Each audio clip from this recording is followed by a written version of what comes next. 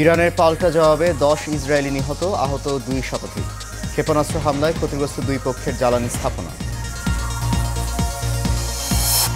জুলাই গণঅভ্যুত্থানে আবু সাইদ হত্যা মামলায় 4 আসামিকে আন্তর্জাতিক অপরাধ ট্রাইব্যুনালে হাজির।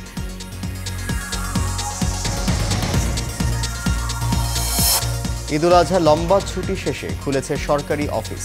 প্রথম দিনেই ফিরতে শুরু করেছে কর্মচাঞ্চল্য। এবং দেশে ডেঙ্গু জ্বরে আক্রান্ত 25% রোগী উপকূলীয় জেলা বরগুনায়। চিকিৎসক সংকটে বেড়েছে ভোগান্তি।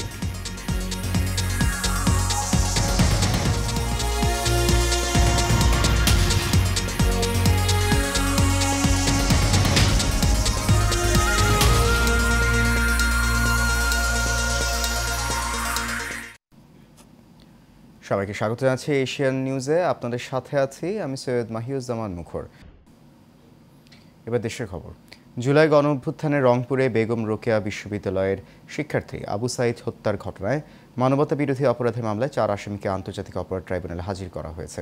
রোববার সকালে প্রিজন ভ্যানে করে সাবেক এসআই আমির হোসেন, কনস্টেবল সুজন চন্দ্র রায়, বেগম রোকেয়া বিশ্ববিদ্যালয়ের প্রক্টর শরীফুল ইসলাম, ছাত্রলীগ নেতা ইমরান চৌধুরী আকাশকে আন্তর্জাতিক অপরাধ ট্রাইব্যুনালে হাজির করা হয়। ট্রাইব্যুনালের চেয়ারম্যান বিচারপতি মোহাম্মদ গোলাম মুর্তজা মজুমদারের নেতৃত্বাধীন ট্রাইব্যুনালে তাদের বিষয়ে শুনানি হবে। এর আগে গত 9 এপ্রিল জুলাই গণঅভ্যুত্থানে রংপুরে বেগম রোকেয়া বিশ্ববিদ্যালয়ের শিক্ষার্থী আবু সাইদ হত্যার ঘটনায় 4 জনকে হাজির করার নির্দেশ দেন ট্রাইব্যুনাল। একই সঙ্গে 15 জুনের মধ্যে এই মামলার তদন্ত প্রতিবেদন দাখিল করতে বলা হয়। আন্তর্জাতিক অপরাধ ট্রাইব্যুনালের চেয়ারম্যান বিচারপতি মোহাম্মদ গোলাম মুর্তজা মজুমদারের নেতৃত্বাধীন ট্রাইব্যুনাল এই আদেশ দেন। ঈদুল আজহা উপলক্ষে 10 দিনের ছুটি শেষে আজ রবিবার খুলেছে সরকারি অফিস, আদালত, ব্যাংক ও আর্থিক প্রতিষ্ঠান। গত 7 জুন পবিত্র ঈদুল আজহা উদযাপিত হয়। এর আগে গত 4 জুন ছিল সরকারি কর্মকর্তা কর্মচারীদের শেষ কর্মদিবস।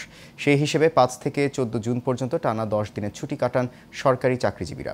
গ্রামের বাড়িতে থাকা প্রিয়জনদের সঙ্গে আনন্দ ভাগাভাগি করতে ঈদের ছুটিতে রেল, সড়ক ও নৌপথে অসংখ্য মানুষ রাজধানী ছাড়ে। 2-3 দিন ধরে সদরঘাট, বাস ও রেল স্টেশনে দেখা যাচ্ছে রাজধানীতে কর্মস্থলে ফেরা মানুষের ভিড়। যেসব সরকারি কর্মকর্তা কর্মচারী দূর দূরান্তে ঈদ উদযাপন করতে গেছেন, তারা গতকাল শনিবারের মধ্যেই রাজধানীতে এসে পৌঁছেছেন। ঈদ যাত্রায় আনন্দ ভাগাভাগি করতে অনেকটা নির্বিঘ্নে ঢাকা ছাড়তে পারলেও লম্বা ছুটি শেষে ফিরতি যাত্রার শেষ দিন গতকাল ভোগান্তিতে পড়তে হয়েছে।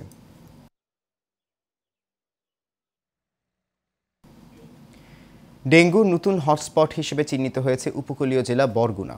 আক্রান্তের সংখ্যা দেশের মোট আক্রান্তের প্রায় 25%। এরই মধ্যে মৃত্যু হয়েছে 5 জনের। এডিস মশার প্রকোপ বাড়ার কারণ হিসেবে জলবায়ু পরিবর্তন সহ বর্জ্য ব্যবস্থাপনায় অবহেলা আর অনিয়মকে দুষছেন স্থানীয়রা। এদিকে হাসপাতালে চিকিৎসক সংকটে বেড়েছে ভোগান্তি। জহুরুল ইসলামের পাঠানো তথ্য ছবিতে বিস্তারিত জানাচ্ছেন রাশেদ আকুন। প্রায় 12 লাখ মানুষের জেলা বরগুনায় বাড়ছে ডেঙ্গুর প্রকোপ। জেলার মধ্যে হটস্পট হিসেবে চিহ্নিত করা হয়েছে পৌর শহর ও গৌরীচন্না ইউনিয়নকে। শহরের কাঠপট্টি এলাকার প্রতি ঘরে ডেঙ্গুতে আক্রান্ত 2 থেকে 3 জন। এরই মধ্যে মারাও গেছেন কয়েকজন। স্থানীয়রা বলছেন, বর্জ্য ব্যবস্থাপনা ও এডিস মশা দমনে কার্যকর পদক্ষেপ না নেয়ায় আক্রান্ত হচ্ছেন তারা। ভালো জায়গায় আমরা চিকিৎসা নেব, ভালো থাকবো, কিন্তু এই জায়গায় আইসে দেখি যে আমরা যে জায়গায় ছিলাম তার চেয়ে এই জায়গার পরিবেশ খাই পর্যন্ত তো আয় না, আগে কাগজগুলো দেখতে হেঁটে যাইবেন, ভালো উপায় না মন্দ। আমরা এটা নিরুপায় যে একজন ডাক্তারের ধারা অনুযায়ী আসলে এই চিকিৎসাটা কভার করা সম্ভব কিনা। এদিকে ডেঙ্গুর প্রকোপ বাড়ায় সেবা দিতে হিমশিম খেতে হচ্ছে হাসপাতাল কর্তৃপক্ষকে। শয্যা সংকটে অনেকে চিকিৎসা নিচ্ছেন মেঝেতে কিংবা বারান্দায়। পাশাপাশি দেখা দিয়েছে রক্ত পরীক্ষার কিট ও স্যালাইন সংকটও। টেস্ট করলে সব বাহির দিয়ে, কালকে আমরা করছি সবসময় বাহির দিয়ে, কালকে বলছি আর বাইরে যেতে হবে না, এই জায়গায় করা যাবে 200 টাকা। তাই বলছে বাইরে 300 টাকা না, এই জায়গায় 200 টাকা, তাই ভালোই। এই জায়গায় আমরা করছি, পরে রিপোর্ট আসছে ভুল। সারা বাংলাদেশের মধ্যে বর্তমানে এই রোগীর সংখ্যা বেশি, এই জন্য অতি দ্রুত ঔষধ সাপ্লাই এবং কিছু ডাক্তার বাহির দেওয়া হলেও যদি এখানে আপাতত ডেঙ্গুর প্রাদুর্ভাবের কারণে দেওয়া হতো, তাহলে বর্ধমানবাসী এই ভয়াবহতা থেকে রক্ষা পেত। নানা সংকটের মধ্যে প্রয়োজনীয় সেবা দেওয়ার কথা বলছে হাসপাতাল কর্তৃপক্ষ। 250 শয্যার হাসপাতালের ভিতরে ডেঙ্গু পেশেন্টই আছে 172 জন। এখন এই পরিস্থিতিতে কোথাও কোনো রিপোর্টজনিত কিছু আসলে ঝামেলা হয়েছে কিনা আমার কাছে খবর আসেনি, আমি ব্যাপারটা দেখব। বরগুনায় জানুয়ারি থেকে এখন পর্যন্ত 1631 জন ডেঙ্গুতে আক্রান্ত হয়ে চিকিৎসা নিয়েছেন। Rashed Akun, Asian television.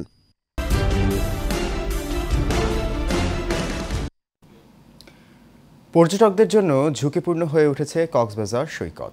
ঈদের ছুটিতে সমুদ্রে ডুবে 3 পর্যটক সহ 6 জনের মৃত্যু হয়েছে। সংশ্লিষ্টরা বলছেন, নির্দেশনা না মেনে অনেকে সমুদ্রের যেখানে সেখানে নামছেন।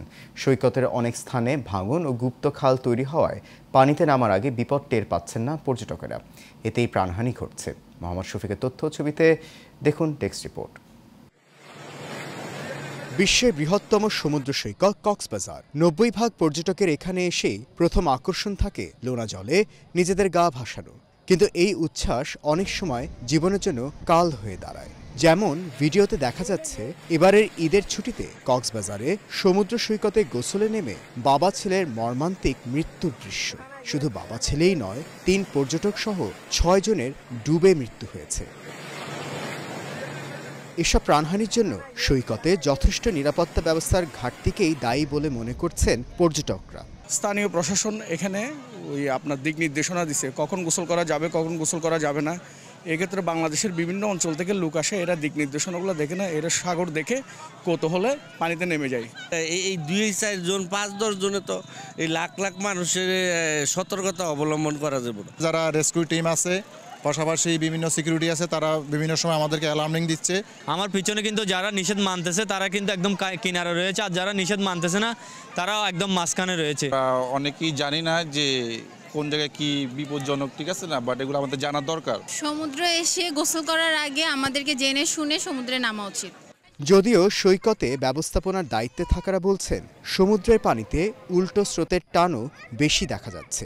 এই অবস্থায় অতি উৎসাহী হয়ে সমুদ্রে নামার কারণে প্রাণহানি বাড়ছে। প্রতিটি ফ্ল্যাগের একটা করে মিনিং আছে, একটি মানে আছে। এটি আমরা কিন্তু আবার মাইক দিয়ে যখন কথা বলা হচ্ছে তখন পরিষ্কার করা হচ্ছে। আমরা কিন্তু বলার সময় এইভাবে বলছি যে আপনি হলুদ ফ্ল্যাগের ওই পাশে যাবেন না, আবার কিন্তু বলছি যে আপনি হাঁটু পানির ওই পাশে যাবেন না। এই যে বিষয়গুলি, এগুলি মান্য করা একেবারেই জরুরি। তাইলেই আপনার এই নিরাপদ ভ্রমণ হবে, পর্যটকরা নিরাপদ থাকবেন। সৈয়দ মাহিউজ্জামান মুখর, এশিয়ান টেলিভিশন। যশোরে অভয়নগর উপজেলার সিদ্ধিপাশা ইউনিয়নের নাউলিতে কুয়েত ফেরত হাসান শেখ নামের যুবকের গলাকাটা মরদেহ উদ্ধার করেছে পুলিশ। সকালে পুলিশ নাউলি মাছের ঘেরের পাড় থেকে মৃতদেহ উদ্ধার করেছে। নিহত হাসান উপজেলার নাউলি গ্রামের হাবিবুর রহমানের পুত্র। হাসানের বড় ভাই মুন্না জানান, 8 বছর কুয়েতে প্রবাসী জীবন শেষ করে 2.5 মাস আগে দেশে ফিরেছে হাসান। ভোরে নাউলি গ্রামের তবিবুর রহমান তার ঘের পাড়ে হাসানের লাশ দেখতে পেয়ে এলাকাবাসীকে খবর দেয়। পরে এলাকাবাসী পুলিশকে খবর দিলে ঘটনাস্থল থেকে পুলিশ মৃতদেহটি উদ্ধার করে। জিজ্ঞাসাবাদের জন্য সাগর, জামিল, চঞ্চল নামে 3 যুবককে পুলিশ হেফাজতে নিয়েছে।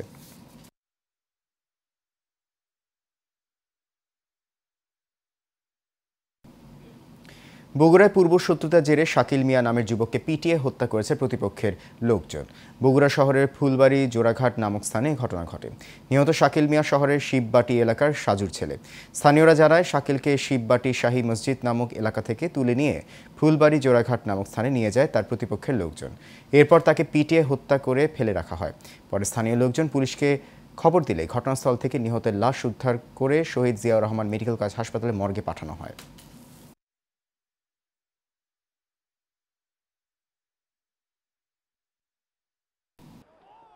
এবার ফুটবল। গাজীপুরের কাপাসিয়ায় মানব সেবায় আমরা সংগঠনের আয়োজনে প্রীতি ফুটবল টুর্নামেন্টের ফাইনাল খেলা অনুষ্ঠিত হয়েছে।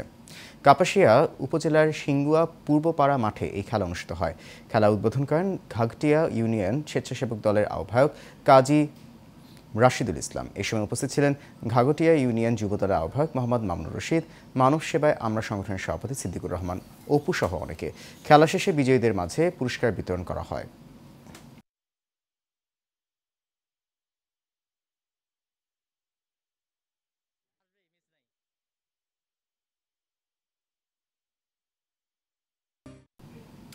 শেষ খবর এশিয়া নিউজ। তার আগে বিআরবি কেবল ইন্ডাস্ট্রিজ লিমিটেড সংবাদ শিরোনামগুলো জানিয়ে দিচ্ছে আরও একবার।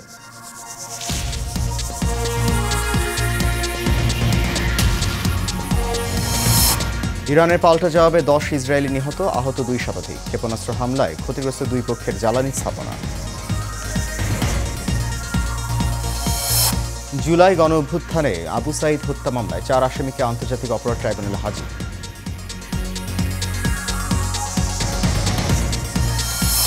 ঈদুল আজহার লম্বা ছুটি শেষে খুলেছে সরকারি অফিস।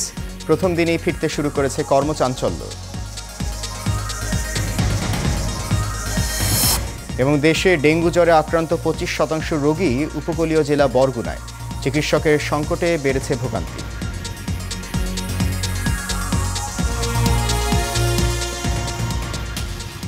এশিয়া নিউজ এ পর্যন্ত। আমাদের পরবর্তী সংবাদ দেখার আমন্ত্রণ রইল। এতক্ষণ সঙ্গে থাকার জন্য অনেক ধন্যবাদ সবাইকে।